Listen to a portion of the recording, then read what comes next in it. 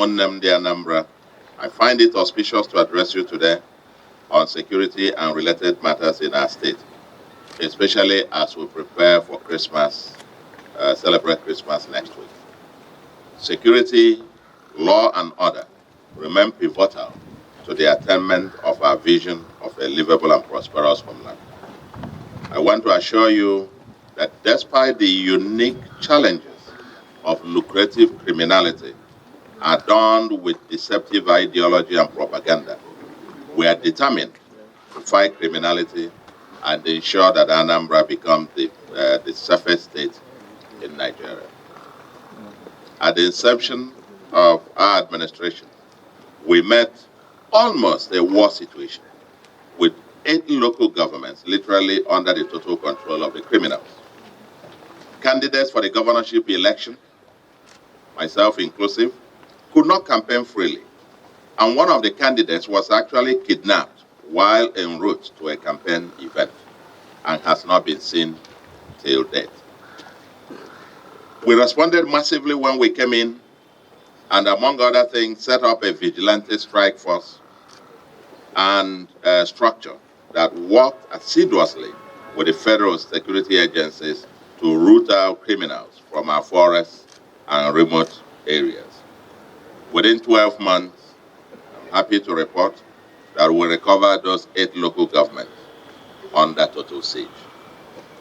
However, we've noted that with time, some of the criminal elements have returned to some of these locations, and there have been troubling reports of kidnapping for ransom have surfaced again, and there are instances where lives were lost or vehicles snatched and never returned again.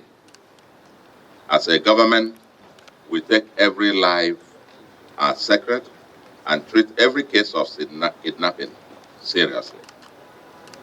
I want to assure Ndi Anambra that we are ready to once again take them head on, but this time we shall triple our efforts and expand the scope and depth of our operations, given the dynamic nature of the criminal enterprise. The details of the kinetic operations we are rolling out will not be discussed at this press briefing. We will, after January 2025, that's basically after next month, launch our comprehensive security ecosystem, kinetic and non-kinetic agendas. We are convinced, personally, that brute force will probably address maybe 50% of the challenges as first and necessary first steps. But it must be complemented by a coterie of non-kinetic approaches that will, among other things, involve the mass mobilization of our people towards a society in which everyone has a stake. The various security agencies, the police, the DSS, the Army, the Navy, the Air Force, Civil Defense, as well as our vigilante and other special forces, the NDLEA is here, are working day and night to secure our state. We are facing 4 major challenges which reinforce each other: kidnapping, armed robbery, cultism, drug epidemic, and touting. Add to these the resurgence of criminal idolatry, which offer the criminals a sense of invincibility, and hence their daredevil brutal activities. Our security agencies are confronting these crimes in some ways, but we will triple our efforts going forward. Anambra State Special Anti-Touting Squad, aka SASA, a body formed in October last year, is living up to its established mandate, which required that they get out of the streets, transport, environment, and markets, and is on a stronghold mission on these touts and drug peddlers. They have picked over 3,000 of such criminals. We shall work with the National Drug Law Enforcement Agency to implement the National Drug Control Master Plan, which is a comprehensive framework for controlling drug-related issues across the country, towards developing a formidable strategy against drug-related crimes across the 21 local governments of Anambra State and all the communities in the state. Drug is an epidemic. Every nook and crannies, you see them selling them as if they're selling banana and granite. And when people take this, it's just, the now human beings look like flies to them. I have signed into law a number of relevant acts or laws that will facilitate prosecution of touts, drug dealers, and kidnappers. We have been testing these laws to ensure that they are effective and the criminal justice system metes out appropriate punishment to those who run foul of these laws by bringing them to book. In the light of the challenges before us, ladies and gentlemen, we have adopted a multifaceted approach to address them. Going forward, and like I said, next month, end of next month, we'll be launching this whole comprehensive approach, almost codenamed Operation Udogachi. Today is not the launch. On the day of the launch, we're going to roll out the vehicles. If you look by the side, you can see some of the vehicles that are here already. Udogachi translates to Operation Peace Shall Reign, or peace must prevail in this land. An expression that underscores the envisaged end result of our security intervention. We are unveiling in the first instance about 163 vehicles that will be branded in Operation Udogachi insignia and equipment as a way of signaling to Ndi Anambra that we are ready to fight and prevail over the security challenges. They will be active in all the nooks and crannies of the state with patrols as necessary and pin down, stop and search operations as also necessary. I know pin down, stop and search comes with it all manner of inconveniences. Ideally, you will say this is outdated in this day and age. But given the kind of criminality that we are facing, almost like a state of emergency, everything is thrown into the ring, and including this, at least for the time being. And so we ask those who might be delayed in traffic, that might be causing some traffic jam some places and so on and so forth. We're also working with the security personnel to ensure that this doesn't turn into a matter for extortion, which is the usual complaint that people make about this stop and search infrastructure. They will be backed by technology-based security solutions such as the call center owned by the state, with the toll-free lines 5111. Toll lines 5111. These are security numbers that anybody can call anytime. Or 0800220008. Of course, these numbers will be out there in the media. You don't need to get them through this press briefing, which will enable the relay of communication to air response to critical situations in the state. Or another platform run by the Nigerian Communications Commission has the call line 112 for emergency communication. Operation Udogachi shall also be supported by the state's recently established independent communication network, which enables security personnel to communicate flawlessly using walkie-talkies. We need people in the communities to give information to security agencies. Where you feel information given will be used against you, relay such information through our phone lines in the Anambra call center. And we assure you of the confidentiality of any of those calls, as the case may be.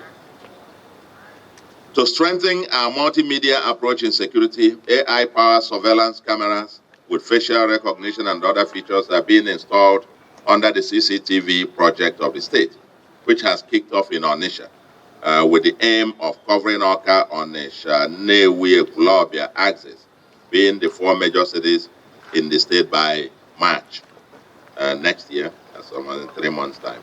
under the first phase, and then onward to other communities, because our game plan will be to cover most parts of the state, and also targeting some of the major bushes and forests where these guys go to commit these atrocities. We are deepening the use of technology such that it is possible to track and trace criminals real time and apprehend them. We are in the process of assessing and revalidating personnel of Anambra Vigilante Group in the various communities to aid continuation of payment of monthly allowances to 20 vigilante personnel in each community.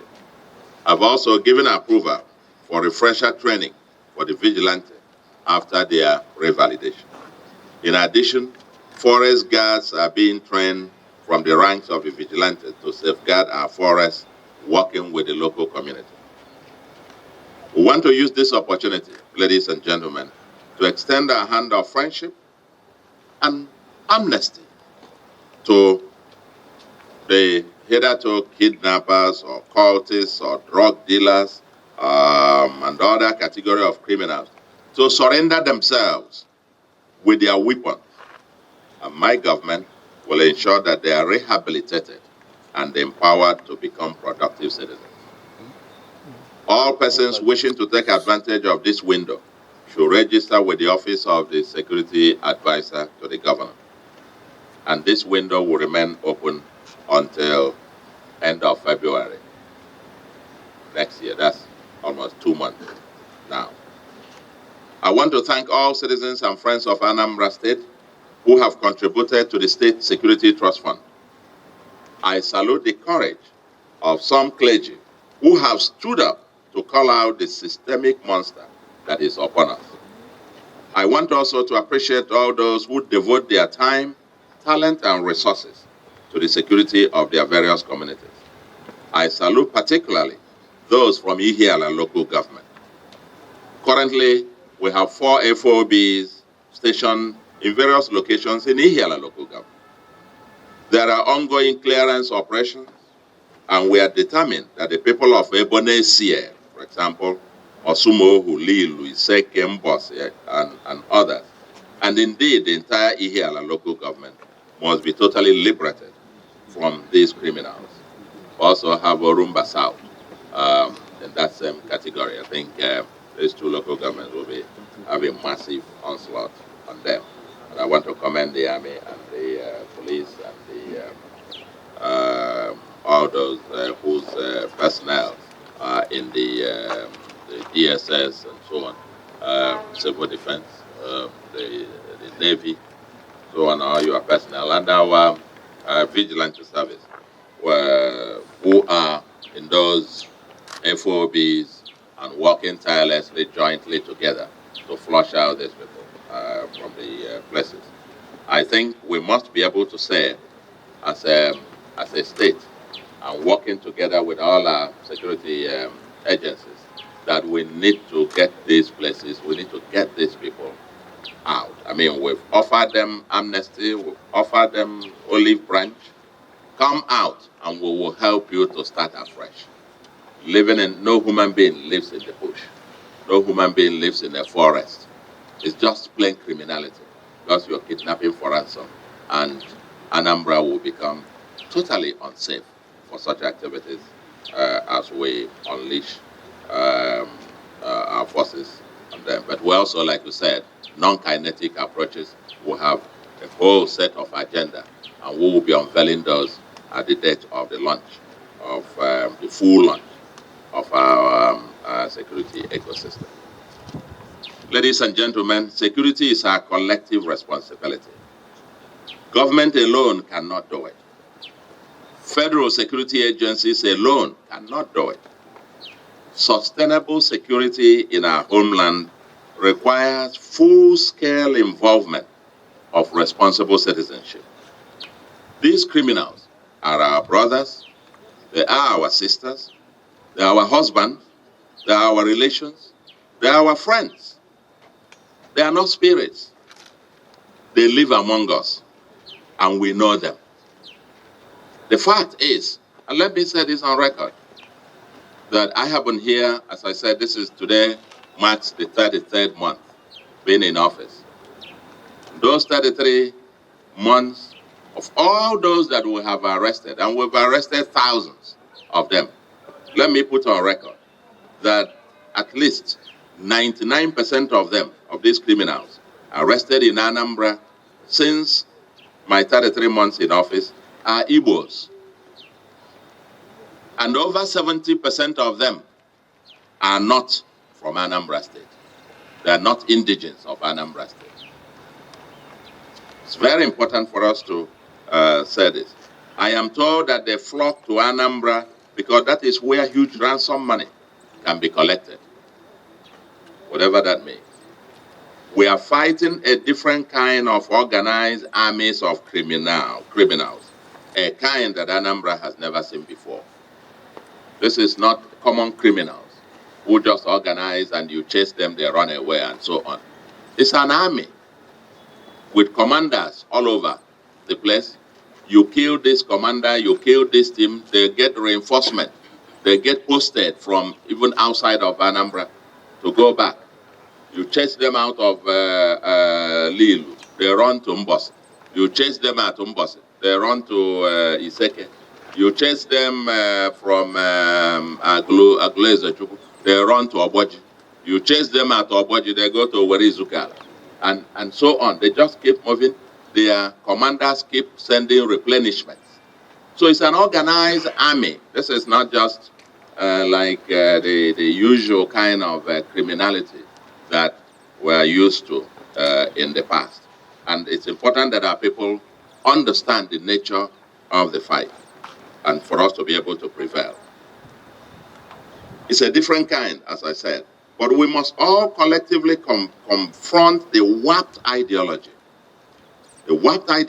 and agitation that lead many among us to view security personnel as the enemy. Paradoxically, they see the criminals as the liberators. This is the nature of the fight, of the war that we are engulfed with, where the ordinary people, you see these Okada drivers and the persons selling in the markets and so on, when they see the security personnel, they are the ones informing the criminals, oh, they are here, please take cover until they go, and so on and so forth. How are you going to win that war? How are you going to win the war? The police, the army, the personnel, maybe it's an indigene of, it's come from maybe Ekiti State or Adamawa or Benue, or he has come from Abia and goes to your village. He doesn't know anybody there. He doesn't know anybody. It's only when you show him the criminal that he'll be able to apprehend him. But when you come there and there is this culture of silence, everybody keeps mute. In fact, when they arrive there to come to save you, to secure you, people even see them as the enemy and see these criminals in the bush as the liberators. That's a very complicated kind of fight against insecurity that we are getting. So we must collectively confront this warped ideology and the agitation that actually lead many among us to view security personnel as the enemy and then see criminals as the liberators. It's a message we want to carry on and carry to every nook and cranny of our society, because we're not going to fight this thing on a sustainable basis without confronting this particular issue. And those who contribute food and money and send to the criminals in the bushes are part of the problem. And we will begin to treat them as collaborators, as part of the criminals.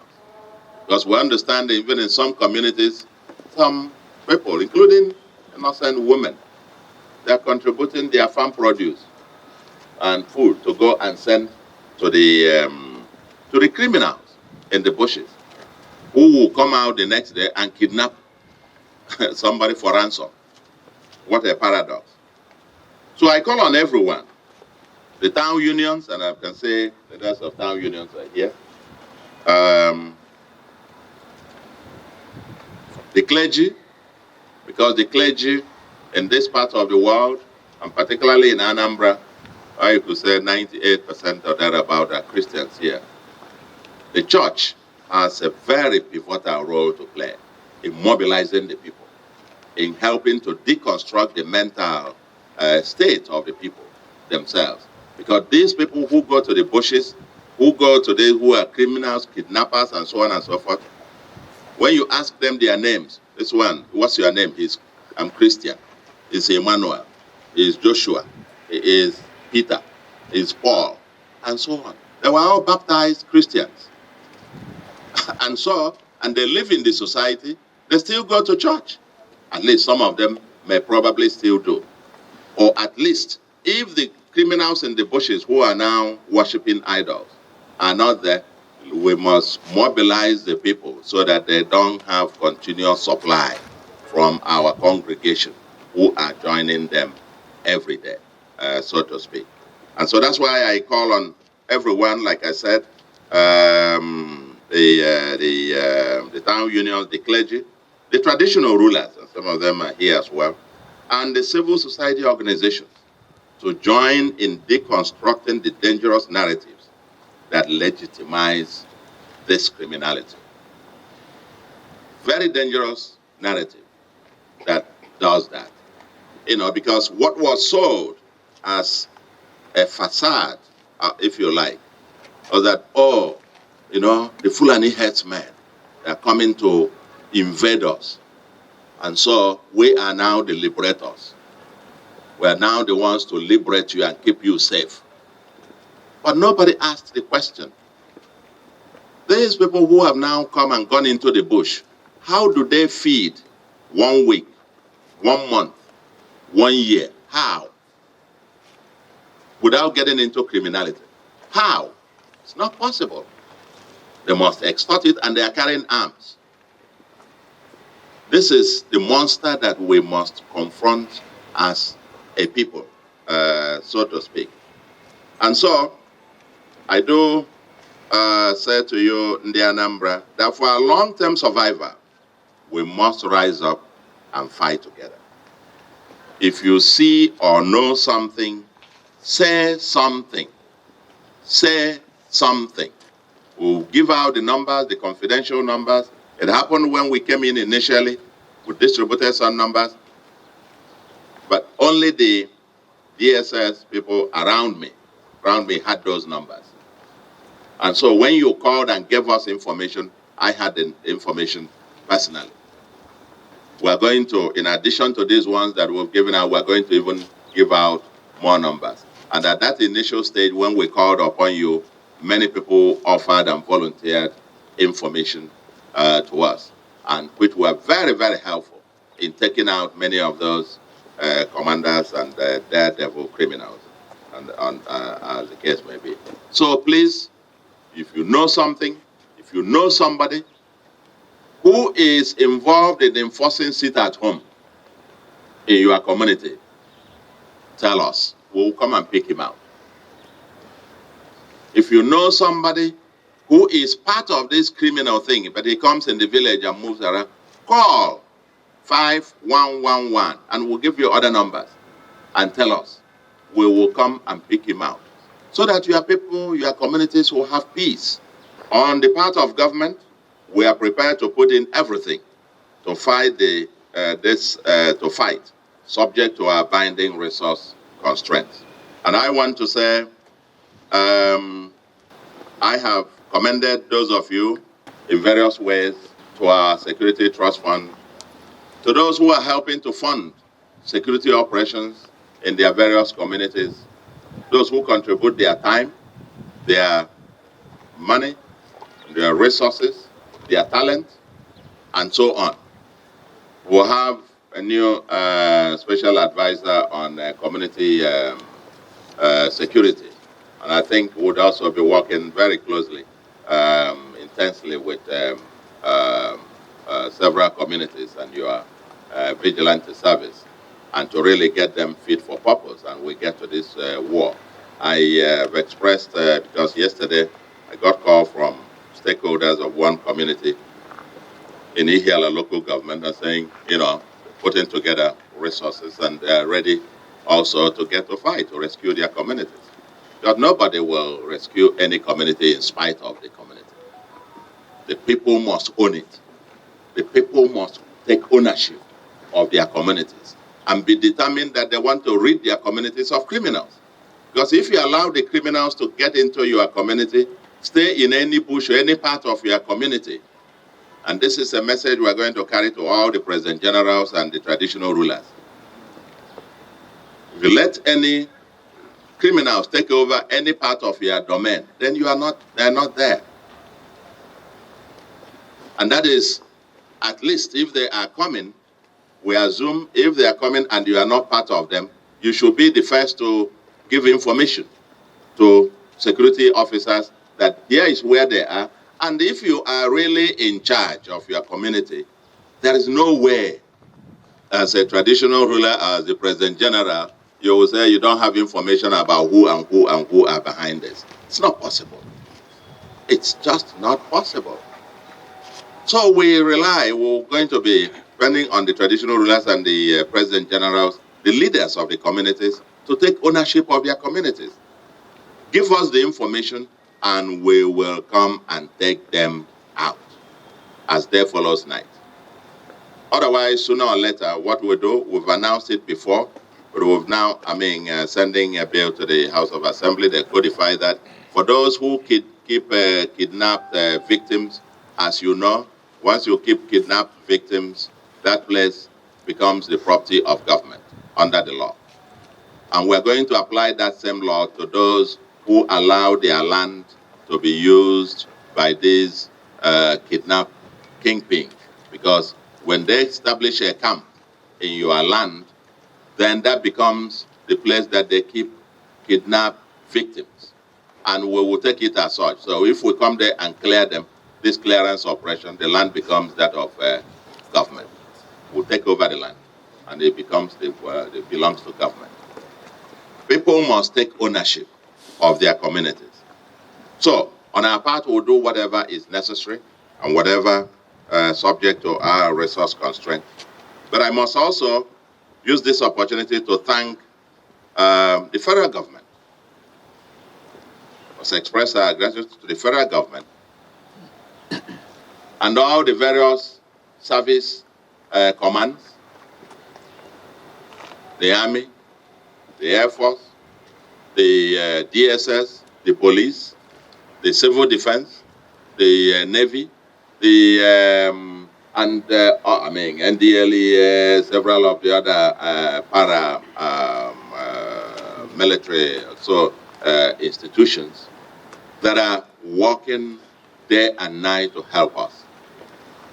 I use the word help us in the Anambra because we're talking to ourselves. This, we will say, on the one hand, yes, they are doing their job.